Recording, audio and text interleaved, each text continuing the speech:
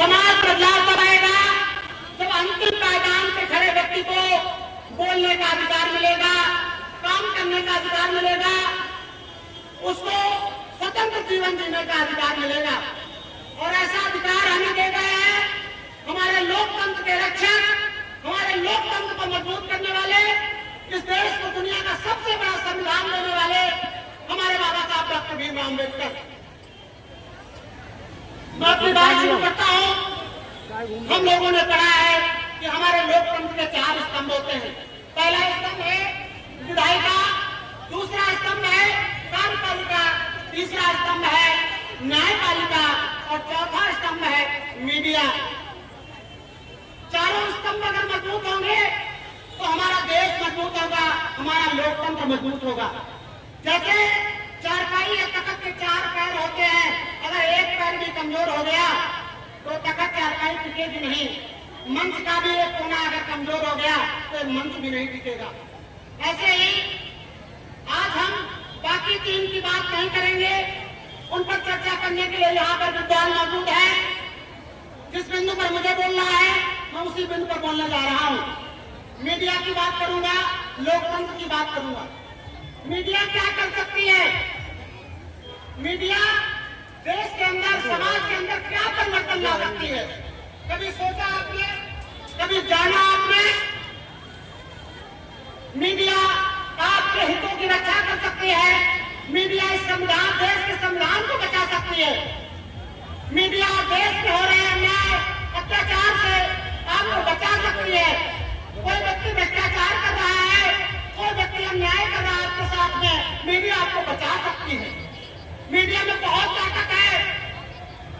Media के माध्यम से हमारी समस्याओं को देश के सदन में, प्रदेश के सदन में पहुंचाया जा सकता है। मीडिया देश को बदलाव की ओर ले जा सकती है। लेकिन मीडिया का वर्तमान स्वरूप क्या है, इस पर चर्चा करते हैं। जनता को जागरूक करने में, जनता के मुद्दों पर निष्पक्ष राय रखने में, कड़वे सवाल पूछने में, समतामूलक समाज का प्रतिनिधित्व करने में और अंत्योदय की जो संकल्पना है उसको सार्थक करने में मीडिया का बड़ा रोल अदा कर सकती है। लोकतंत्र में हमारे संविधान में बाबा साहब ने हमको 2 ऐसे अनुच्छेद दिए जिन अनुच्छेद ने हमें इंसान बना दिया, जिन अनुच्छेद ने हमें मानव का वास्तव दर्जा दिया। पहला अनुच्छेद है अनुच्छेद नंबर 19 का में है बोलने की स्वतंत्रता, फ्रीडम ऑफ स्पीच। आज हम बोल रहे हैं, आप सुन रहे हैं, आप सोशल मीडिया पे लिख रहे हैं, आप वीडियो बना रहे हैं, आप पढ़ रहे हैं, आपके बच्चे कविता कहानी सुना रहे हैं। ये सब कुछ संभव हुआ भारतीय संविधान के अनुच्छेद 1 के कारण, जिसमें बोलने की स्वतंत्रता दी गई। कोई ताकत आपको रोक नहीं सकती बोलने से, कोई ताकत आपको लिखने से रोक नहीं सकती, पढ़ने से नहीं रोक सकती, आपकी अभिव्यक्ति करने से कोई ताकत आपको रोक नहीं सकती। ये हमारे संविधान ने हमको दिया। अगला अनुच्छेद है अनुच्छेद 21, जिसे कहते हैं जीवन जीने का अधिकार। आपको जीवन जीने का अधिकार मिला। आप आज खड़े हो, खाना खा रहे हो, शरबत पी रहे हो, हवाई जहाज में यात्रा कर रहे हो, देश दुनिया में घूम रहे हो, चमचमाते कपड़े पहनकर शादी ब्याह में जा रहे हो, अपने पसंद का घर ले रहे हो, अपने पसंद की शादी कर रहे हो, अपने पसंद का हिसाब किताब कर रहे हो, अपने पसंद का जीवन जी रहे हो। ये पहले नहीं था मेरे भाइयों और बहनों, मेरे देश के जागरूक नागरिकों। संविधान लागू हुआ, संविधान का अनुच्छेद 21 आया, तभी मौलिक अधिकार हमको मिला और आज हम उसी को एंजॉय कर रहे हैं, उसी का लाभ ले रहे हैं। आज उसी के माध्यम से हम अपने बच्चों को बढ़िया जीवन दे पा रहे हैं, अपनी बेटियों को शिक्षित कर पा रहे हैं। संवैधानिक आगे मैं कहना चाहूंगा कि संवैधानिक रूप से पहुंचने के लिए देश की मीडिया क्या कर सकती है। मीडिया की ताकत समझिए। सन 2018 में हमारे माननीय सुप्रीम कोर्ट के 4 जज मीडिया के सामने आए। सोचिए, सुप्रीम कोर्ट के 4 जज हमारे सम्मानित मीडिया के सामने आए और उन्होंने अपनी कुछ बात कही। क्या बात कही आपको यूट्यूब गूगल पर मिल जाएगा, लेकिन मैं सिर्फ इतना बताना चाहता हूँ कि उन्होंने क्या मीडिया के सामने क्यों आए, क्योंकि उन्हें पता है लोकतंत्र में जब तीनों स्तंभ में कोई दिक्कत होती है, तीनों स्तंभ में आपस में नहीं बनती है, तो चौथा स्तंभ आता है और चौथा स्तंभ तालमेल बिठा बनाते हैं, देश के लोकतंत्र को मजबूत बनाते। बाबा साहब के समय में मीडिया क्या था, इस पर भी मैं चर्चा करना चाहूंगा। बाबा साहब को पत्रकारिता क्यों करनी पड़ी? बाबा साहब सिर्फ संविधान नहीं लिखे, सिर्फ लोगों की भलाई का काम नहीं किया, उन्होंने जमीन पर उतरकर अपनी कलम की ताकत को बताया। उन्होंने कहा कि एक कलम 1000 तलवार से ज्यादा कीमती होती है, ज्यादा ताकतवर होती है। बाबा साहब ने बताया। उन्होंने 5-6 अखबार निकाले, मैगजीन निकाले, जिनका मैं नाम बताना चाहता हूँ। मूक नायक आया था जनवरी 1920 में, बहिष्कृत भारत आया, समता, जनता और प्रबुद्ध भारत जैसे उन्होंने अखबार निकाले। उन्हें क्यों आना पड़ा? जब देश की मेन स्ट्रीम मीडिया सही से काम न करे तो बहुजन नायकों को उतरना पड़ता है, लिखने के लिए, बोलने के लिए, कहने के लिए। बहुत सारे ऐसा करते थे। आज हमें क्या करना है? आज हमें एक अच्छा नागरिक बनना है, एक अच्छा मतदाता बाद में बनिए। जब आप अच्छे नागरिक बन जाएंगे, अच्छे मतदाता अपने आप बन जाएंगे।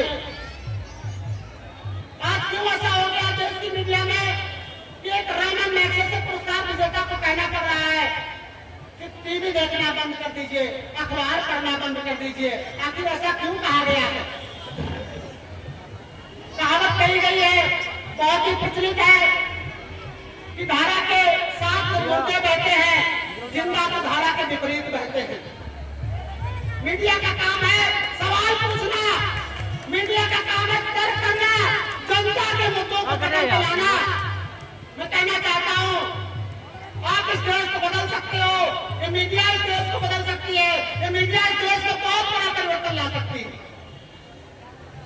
अकबर इलाहाबादी की कुछ लाइनें हैं कि खींचो न कमानों को, न तलवार निकालो, जब तोप मुतालिब हो तो अखबार निकालो।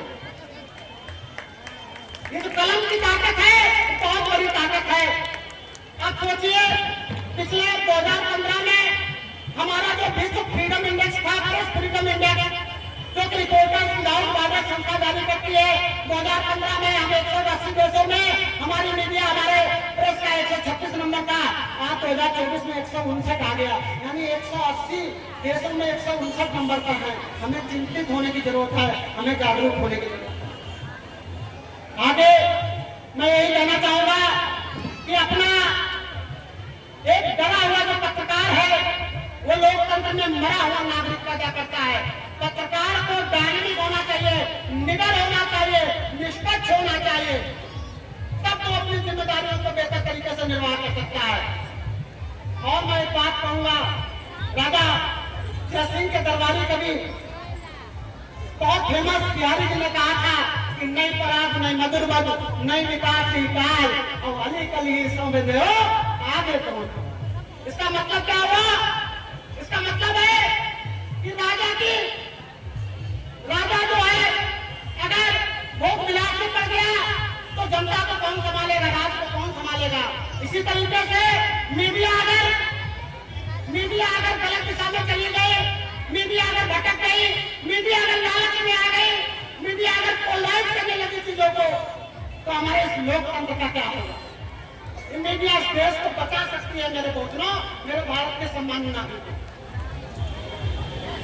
आज इसके बाद मैं अपनी बात को और आगे बढ़ाऊंगा, 2 मिनट का समय और दीजिए। पूरे 3 महीने संघर्ष किया है इस भव्य कार्यक्रम को आयोजित कराने के लिए पूरी जन्मोत्सव समिति ने। मैं अपने बहुजनों को एक संदेश देना चाहता हूँ।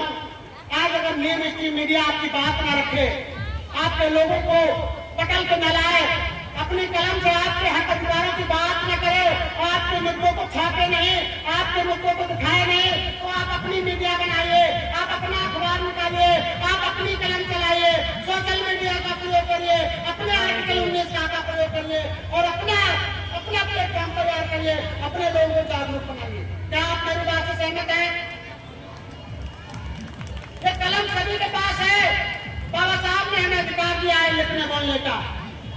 पत्रकारिता का कोर्स करो, पत्रकारिता की बारीकी सीखो, अपने को काबिल बनाओ, अपना चैनल शुरू करो, अपना अखबार शुरू करो, अपना यूट्यूब चैनल शुरू करो, अपने बहुजनों की बात आपके पास कलम है, किताब है, आप मोबाइल में चला रहे हैं ना, फेसबुक, यूट्यूब, इंस्टाग्राम, ये बाबा साहब की देना साहब, ये अनुच्छेद किसकी देना? जीवन जीने का अधिकार। जो तुम्हारा फूले का साहित्य पढ़िए, गुलामगिरी पढ़िए, बाबा साहब का साहित्य, मनोहर काशीराम साहब की किताबों को पढ़िए, पेरियार साहब की किताबों को पढ़िए, और साथ में कोशिश करिए इन विचारों को आगे कितने लोगों तक हम प्रचार कर सकते। 24 घंटे आपके पास है, 24 घंटे मेरे पास है, 24 घंटे दुनिया के सबसे ताकतवर इंसान के पास में। इसका कैसे आप यूटिलाइज करेंगे, कैसे आप इसका सदुपयोग करेंगे, ये आपको आज और आप कभी तय करना है। कहते हैं कि हालात के आगे सिकंदर कभी झुका नहीं करते, हालात के आगे सिकंदर कभी झुका नहीं करते, या आसमां कभी जमीन पर गुनाह नहीं करते। गिरने के तो गिरती है 1000 नदियां समंदर में, पर तो समंदर कभी नदियों में गिरा नहीं करते। मुट्ठी भर लोगों के आगे झुकना नहीं, अपने हक अधिकार के लिए लड़िए, लिखिए, बोलिए और लोकतंत्र को मजबूत करिए, इस देश की मीडिया को मजबूत करिए, इस देश की फ्रीडम ऑफ स्पीच को मजबूत करिए। ये बाबा साहब हमको देके गए हमारे संविधान में। क्या आप मेरी बात से सहमत हैं? भाइयों और बहनों, यहाँ पर मौजूद हमारे सम्मानित नागरिकों, मैं आपसे ये कहना चाहता हूँ और पुनः अपने देश के मजदूरों को याद करते हुए मैं अपनी बात को विराम देने की ओर अग्रसर हूँ। संचालक महोदय ने बहुत हमें मौका दिया, मंच पर मौजूद सभी लोगों का मैं धन्यवाद अदा करता हूँ। दूर दराज से आए हुए सम्मानित नागरिकों का धन्यवाद अदा करता हूँ और कहता हूँ कि देश का मीडिया चाहे तो देश का इतिहास बदल सकता है, देश के गरीबों की आवाज तक पहुंच सकती है, देश के गरीबों का उत्थान हो सकता है। और मैं धन्यवाद देता हूँ सभी पत्रकारों को जो आज देश की मीडिया को बढ़िया बनाने में जुटे हुए हैं, बहुत अच्छा करने में जुटे हुए हैं और लोगों को जागरूक करने में जुटे हुए हैं। उन सभी बहुजन पत्रकारों को मैं नमन करता हूँ, उस सभी बहुजन मीडिया कर्मियों को मैं नमन करता हूँ जो आज भी हिम्मत से, आज भी निष्पक्ष होकर, आज भी निडर होकर अपनी बात को लिखते हैं। और कुछ लोगों को आगाह करके जाता हूँ और इसी कुछ पंक्तियों के साथ अपनी बात को समाप्त करना चाहता हूँ।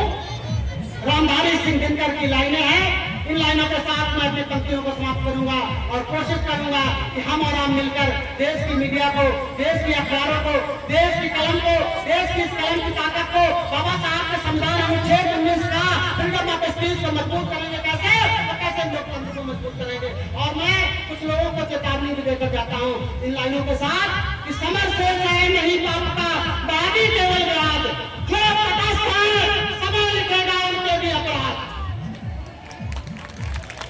समय लिखेगा उनके भी अपराध। आज आप कर रहे, आपने नहीं लिखा, आपने नहीं बोला, आपने अपने अधिकारों को नहीं लिया, आप अपनी कलम को नहीं चला पाए, आपकी पीढ़ी आपसे सवाल करेंगी, आपके बच्चे आपसे सवाल करेंगे कि पापा तुमने ऐसा क्यों होने दिया।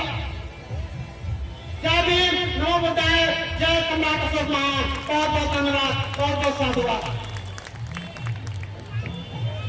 बहुत बहुत साधुवाद कुलदीप सिंह कुशवाहा को। इसके बाद में सुधा देवी ग्राम भैरमपुर जो सांडी से चलकर आई है।